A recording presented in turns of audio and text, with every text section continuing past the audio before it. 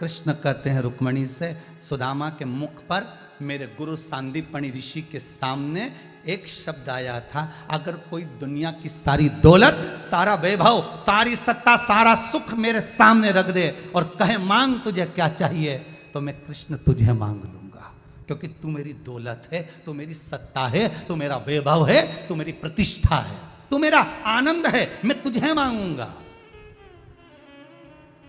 रुक्मणी जी पूछती हैं उसके पास में क्या है? कृष्ण कहते हैं उसके पास में कृष्ण है, सबसे बड़ी दौलत ही कृष्ण है।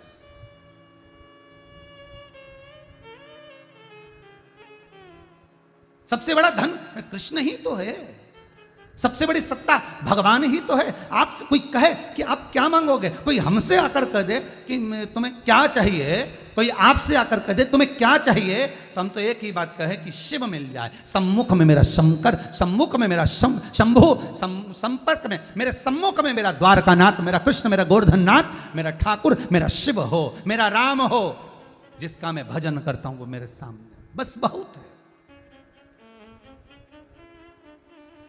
बहुत।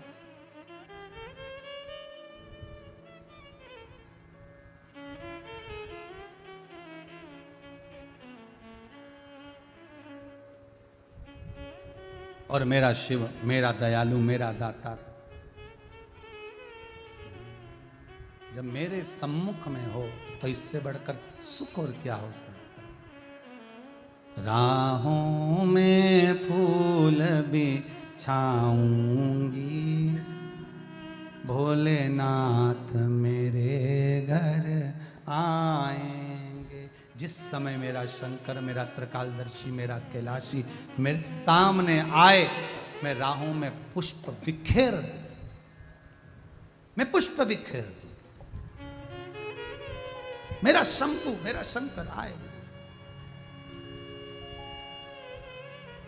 राहों में फूल बिछाऊंगी, भोलेनाथ मेरे घर आएंगे। राहों में फूल बिछाऊंगी, भोलेनाथ मेरे घर आएंगे।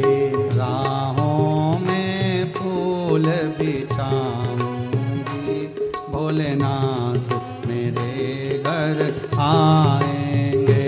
राहों में फूल बिछाऊंगी, भोलेनाथ मेरे घर आएंगे। भोलेनाथ मेरे घर आएंगे, भोलेनाथ मेरे घर आएंगे। शंभुनाथ मेरे घर आएंगे, शंभुनाथ मेरे घर आएंगे। राहों में फूल बिछाऊंगी, भोलेनाथ मेरे घर आएंगे। राहों में फूल बिछाऊंगी, भोलेनाथ मेरे घर आएंगे। जय हो।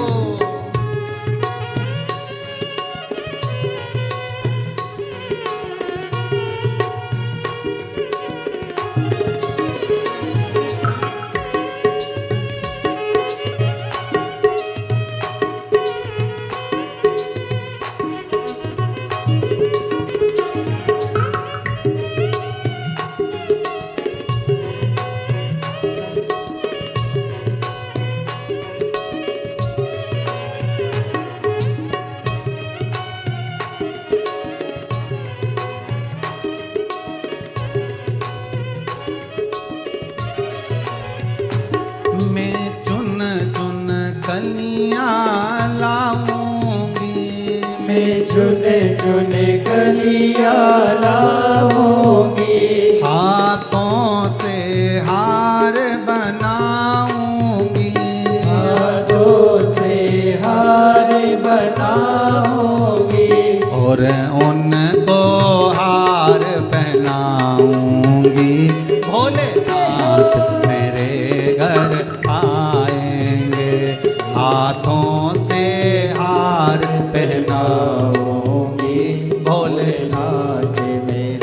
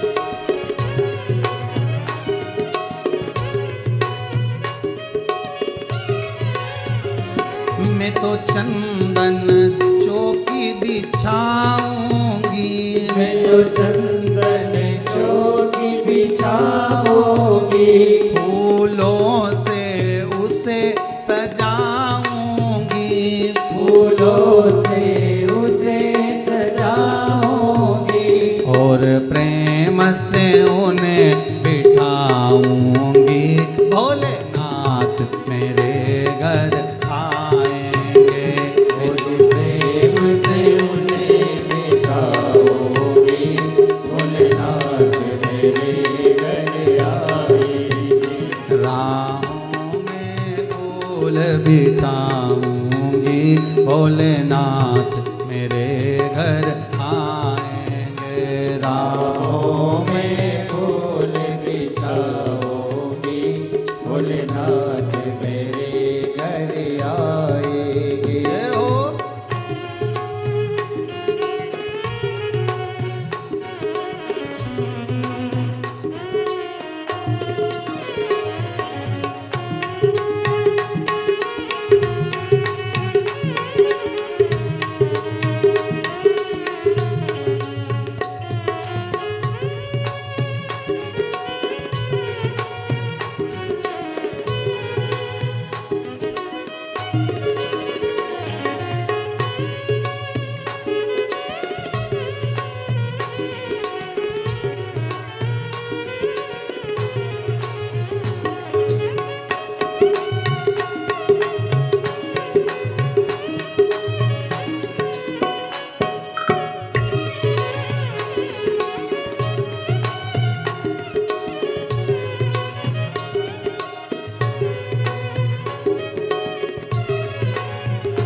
मैं तो 56 भोग बनाऊंगी, मैं तो 56 भोग बनाऊंगी, हाथों से अपने खिलाऊंगी, हाथों से अपने खिलाऊंगी, और प्रेम से भोग लगाऊंगी। भोलेनाथ मेरे घर आएंगे, और प्रेम से भोग लगाऊंगी, भोलेनाथ मेरे घर आएंगे। राहों में फूल बिछाऊंगी, भोलेनाथ मेरे घर आएंगे। राहों में फूल बिछाऊंगी, भोलेनाथ मेरे घर आएंगे। भोलेनाथ मेरे घर आएंगे। भोलेनाथ मेरे घर आएंगे। भगवान शिव की कथा कहती, शंकर की कथा कर रही है, शिव की उदारता कर रही है, शिव की करुणा कर रही है कि भगवान औघड़दानी, त्रिकालदर्शी, कैलाशी, अविनाशी शिव के सम्मुख में हिमालय राज ने जो कहा था, शंकर वैसी की वैसी लीला कर रहा है। मन के भ्रम को निकालना।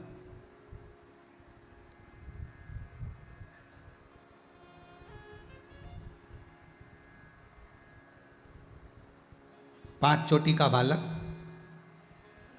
शिव की वही स्वरूप, शंकर का वही स्वरूप, पांच चोटी का स्वरूप धारण कर कर, बच्चे की अवस्था धारण कर कर पार्वती जी की गोद में जाकर बैठ गए, समाधि में लीन हो गए, पड़े हुए, नेत्र बंद करे हुए, कुछ बोलते ही नहीं है। इंद्र को थोड़ा सा अंदर से ईर्ष्या हो रही है, चर्चा बहुत सुन रहे हैं, पांच चोटी है उस बालक की, बड़ा विद्वान, उसके चेहरे पे क्या चमक है। फिर वही वाली बात आ गई, ईर्ष्या करो, मना नहीं, तुम्हारी मर्जी हो तो, पर निवेदन है जिससे मिले ही नहीं उससे ईर्ष्या करके क्या करोगे। किसी एक संत की, महंत की, भगवंत की, भजन करने वाले की, कीर्तन करने वाले की, नाम जप करने वाले की, स्मरण करने वाले की, नाम कीर्तन में डूबे हुए व्यक्ति की तुम उससे एक बार मिलो तो जाके कि वो व्यक्ति कैसा है। और तुमने तो बस एक व्यक्ति ने बुराई करना चालू करी, वो महाराज ऐसा, वो व्यक्ति ऐसा, वो कथाकर, वो भजन करने वाला, वो स्मरण करने वाला, वो ऐसा। और दुनिया के लोगों ने उसकी जो निंदा करना चालू करी, उसमें सब शामिल होते गए, स्वाहा, सब शामिल, पूरे की पूरे। ये सुख नहीं है। उससे तुम मिले हो क्या? उससे जाकर आप एक बार संपर्क करे हो, एक आध बार आपका मिलना हुआ उससे? जब व्यक्ति से तुम मिले ही नहीं तो बुराई क्यों कर रहे हो?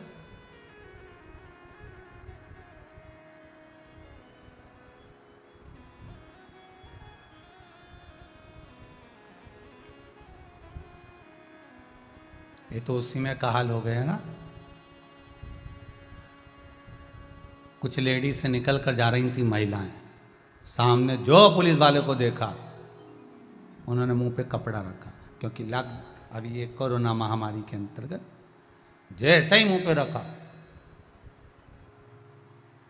तुम मेरे समझ में एक बात नहीं आती कि ये मुंह पे कपड़ा, अपना साड़ी का पल्लू क्यों रखा? ये वायरस है कि ससुर है? भाई वायरस के लिए अगर लगा रहे हो तो साड़ी का पल्लू नहीं, उसके लिए मुख पर मास्क लगाइए।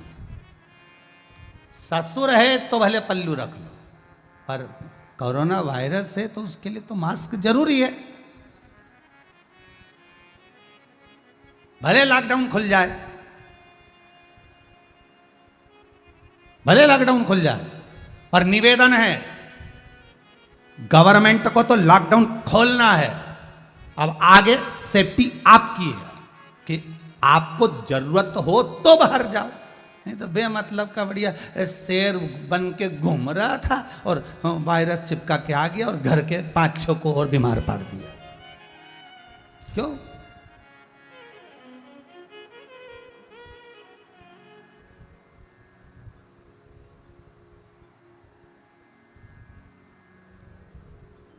महाराज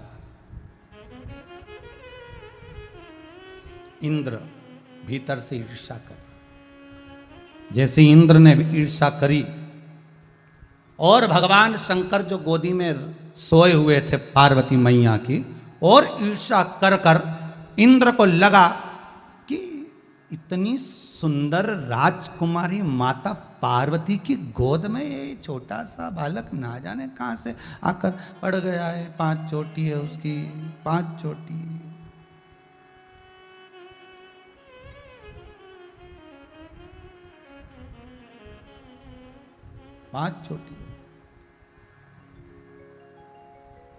ना जाने कहां से आ गया, क्रोध आ गया इंद्र को, और इंद्र ने तुरंत वज्र उठाया और उस बालक को नष्ट करने के लिए जैसे फेंकने वाले थे, शंकर भगवान ने अपनी एक चोटी हिलाई। जैसे हिलाई तो वो चोटी तो हिल गई नहीं, इंद्र ऐसा कैसे ही रह गया स्टेचू बनकर स्थिर। ना वज्र हिला, ना इंद्र हिला, ना आंख हिली, ना श्वास हिली, थम गया। वो बच्चे लोग खेलते ना स्टेचू, बिल्कुल एकदम ना हिलना ना डुलना, बस एक जैसा स्थिर हो गया, एक जैसा। अब इंद्र ने प्रयास करा हिलने का, पर हिल नहीं पाया। फिर एक देव और आगे आ गया। अभी कथा में कहा था, एक अगर बुराई करना चालू कर दे तो उसकी सपोर्ट में 2-4 भेरू और इकट्ठे हो जाते बुराई करने के लिए। वो ऐसा फिर एक आ गया। शंकर भगवान ने फिर चोटी को हिलाया, दूसरा स्टेचू तैयार कर दिया। दूसरा तैयार। शिव तो शिव हैं, ओघड़ी तो ओघड़ी है।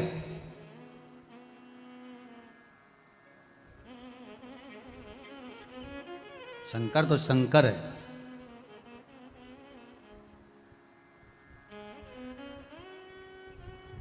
आपको मालूम होगा एक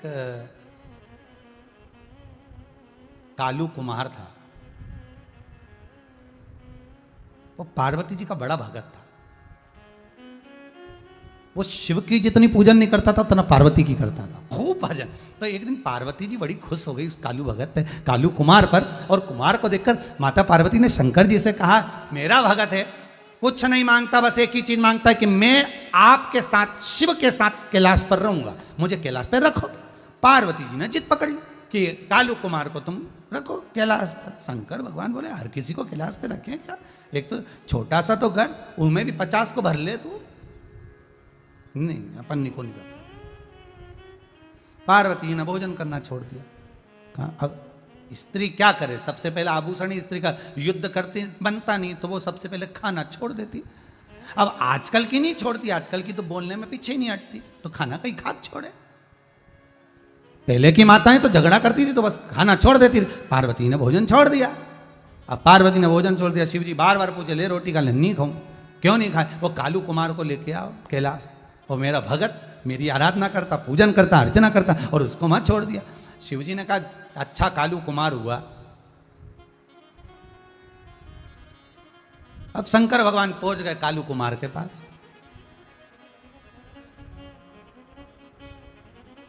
और कालू कुमार के पास में शिव जी ने जाकर कहा, तुम्हारा नाम कालू कुमार? हाओ प्रभु। शंकर भगवान बोले, हम तुम्हें कैलाश ले जाना चाहते हैं। कालू कुमार तक खुश हो गया, शिव जी के चरण पकड़ लिए, वाह प्रभु, पर ये तो पक्का है भोलेनाथ जी कि तुम मुझे नहीं ले जा सकते, ये तो मेरी मैया ने कृपा करी होगी, मेरी माता ने, माता पार्वती ने कृपा करी होगी, इसलिए आप मुझे ले। शंकर भगवान बोले, उसी के चक्कर में आया, नहीं तो तेरे को तो लेके कहीं नहीं जाता, तो यहीं रहता। कालू कुमार बोले, प्रभु चलो। शंकर भगवान बोले, ऐसे काय को चलो, तू कैलाश जाना चाहता है? हाँ। हमारे साथ कैलाश पे रहना चाहता है? हाँ। पार्वती माता का भगत है? हाँ। तो एक काम कर, शंकर भगवान ने पार्वती को बुलाया, एक शर्त है, ये कालू कुमार मटके बनाने में, मूर्ति बनाने में एक नंबर है। अगर ये 1 करोड़ देवी देवता की मूर्ति एक रात में बना देगा तो इसको सवेरे में कैलाश ले जाऊंगा। पार्वती जी भी माथा खुजाने लगी, गजब का प्रश्न सामने रख दिया, और कालू कुमार बोल भी दिया पक्का कि मैं एक रात्रि में, आज से लेकर कल सुबह तक 1 करोड़ मूर्तियों का निर्माण करूंगा। पार्वती जी मन में सोची, बड़ी मुश्किल से तो अर्जी लगाई थी, फिर फंसा दिया भोलेनाथ जी ने। शंकर भगवान को इतनी जल्दी कैलाश लेके जाए? अब कालू कुमार मूर्तियां बनाने लगा, और मूर्तियां बनाने में कालू कुमार जो लगा,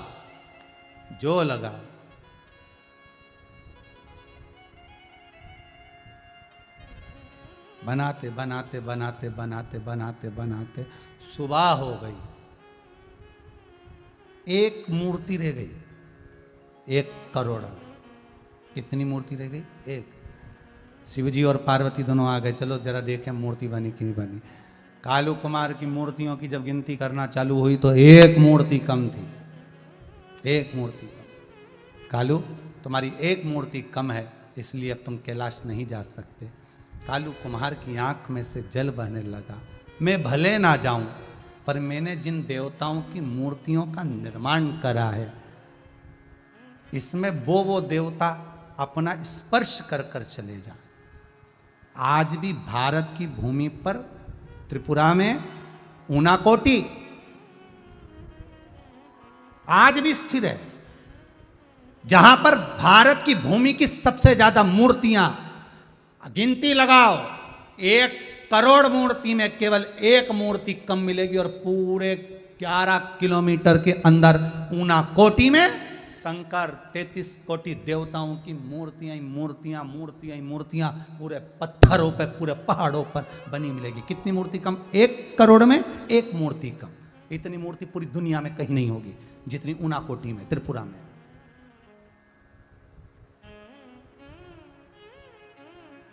त्रिपुरा की राजधानी अगरतला से 145 किलोमीटर की दूरी पर है ऊनाकोटी। कभी मौका मिले तो जाकर दर्शन करिए। शिव के ऐसे ऐसे स्वरूप, शंकर का ऐसा ऐसा प्रतिबिंब, ऐसा ऐसा आनंद। 1 करोड़ में 1 मूर्ति कम। कोई पूछे इतनी मूर्तियां कहां से आ गई? ये वो शंभू है और शंकर का वो घड़ी भगत है। कब क्या निर्मित कर दे कोई भरोसा है?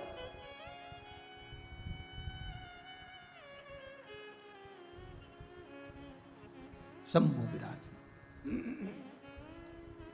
इंद्र के भीतर थोड़ी सी ईर्ष्या जागृत हो गई। होता है, पहले भी कथा में कहा था, ऊंच निवास नीच करतूती, देख न सकही पराई विभूति।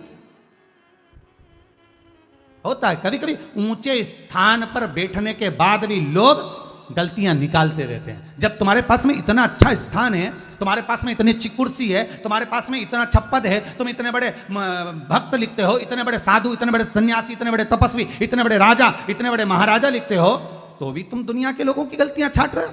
तो ऊंच निवास नीच करतूती, देख न सकई पराई विभूति।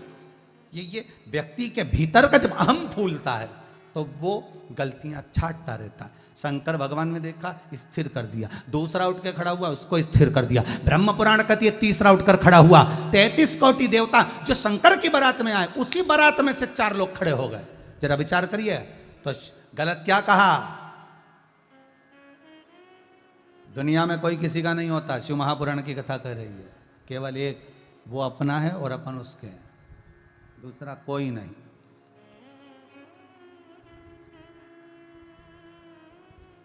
बस एक है, उसके सिवाय कोई नहीं।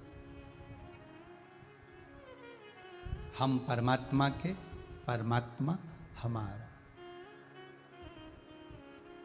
किसी से पूछा आप किसका भजन करते हो? हम मदन मोहन का करते हैं। अच्छा, और अभी तो आप वहां पर कुछ कह रहे थे कि ये जो बिल्डिंग है ये हमारी है, और मदन मोहन का भजन कर रहे हो। तो शास्त्र में भागवत कहती है मदन मोहन कब मिलेगा? जब मद जाएगा तब तो मोह आएगा। तब तो मद और मोह समाप्त होगा, तब मोहन मिल पाएगा। अब मदन मोहन का भजन करो और मद मोह से ही नहीं छूटे तो भगवान मोहन कहां से मिलेगा? अहंकार थोड़ा छूट जाए। इंद्र का अभी मैं बस बना दिया स्टेचू, पत्थर के हो गए इंद्र, ना हिलते ना ढुलते। वज्र भी वैसा की वैसे ही रह गए, उठ गए। ब्रह्मा जी गए, उस इंद्र के पास में जाकर कहा जिसके ऊपर तू वज्र चला रहा है, इनको पहचानता है? इंद्र बोल नहीं पा रहे थे, केवल सुन रहे थे। ये त्रिकालदर्शी शंभू है, ये कैलाशी अविनाशी शंकर है। तो इनको पहचानता नहीं है, जान नहीं पाया माता पार्वती को और शंकर को, और तूने वज्र का प्रहार कर दिया। क्षमा। इंद्र कहते क्षमा, क्षमा करिए। इंद्र कह रहे हैं क्षमा कर। पूछा कारण क्या है? क्या कारण है?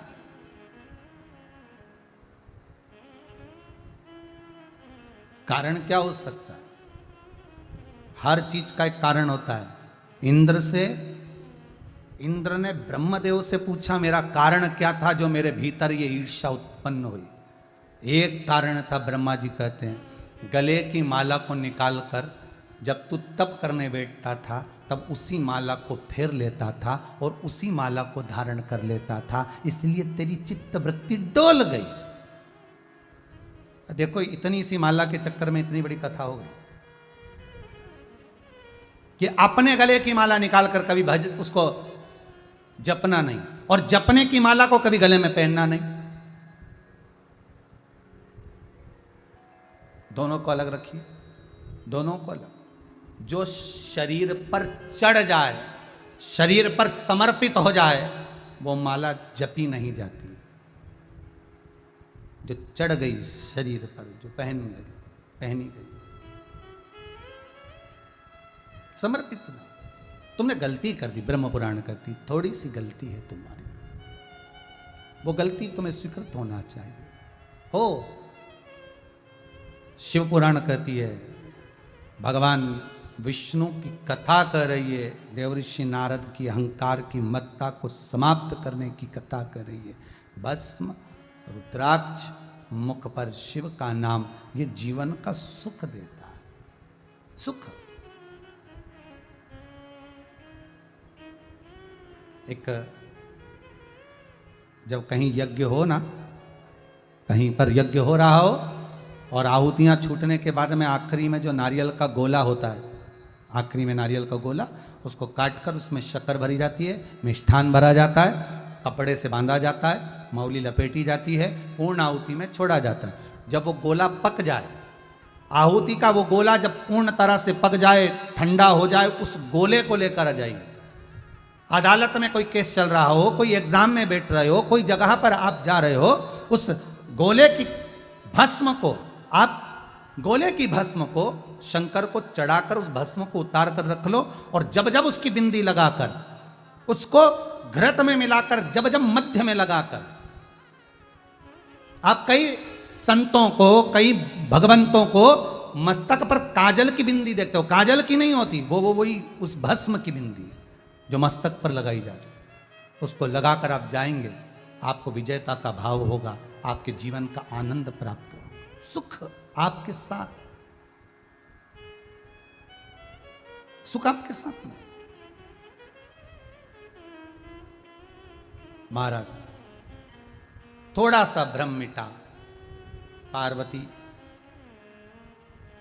शंकर भगवान को पहचान गई, हाथ जोड़कर ब्रह्मदेव ने कहा, इन जीवों के लिए, इन जीवों के लिए आप अपना स्वरूप का दर्शन कराओ। तब देव ऋषि नारद चंद्रभागा नदी के तट पर जाकर कहते हैं, शंकर आपका दर्शन कराओ।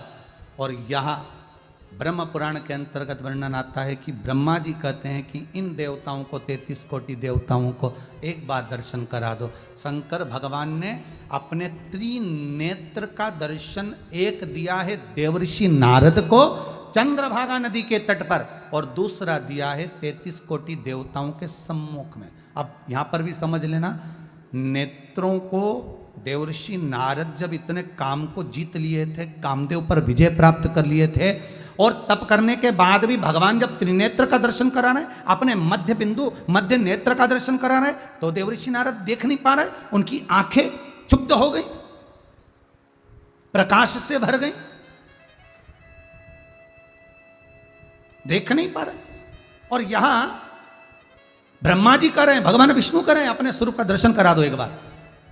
और भगवान ब्रह्मा और विष्णु के कहने पर भगवान शंकर ने जो तीसरे नेत्र का दर्शन कराया, देख ही नहीं पाए, देख ही नहीं पाए, नहीं देख पाए, आंखें चौंक गई। बहुत तेज हेलोजन का, बहुत तेज लाइट का प्रकाश एकदम पड़ जाए आंखों पर, अंधेरा छा जाता है, एकदम पड़े, नहीं दिख रहा, कुछ भी नजर नहीं आ रहा, 33 कोटि देवताओं को भी नहीं दिखा, कुछ भी नहीं।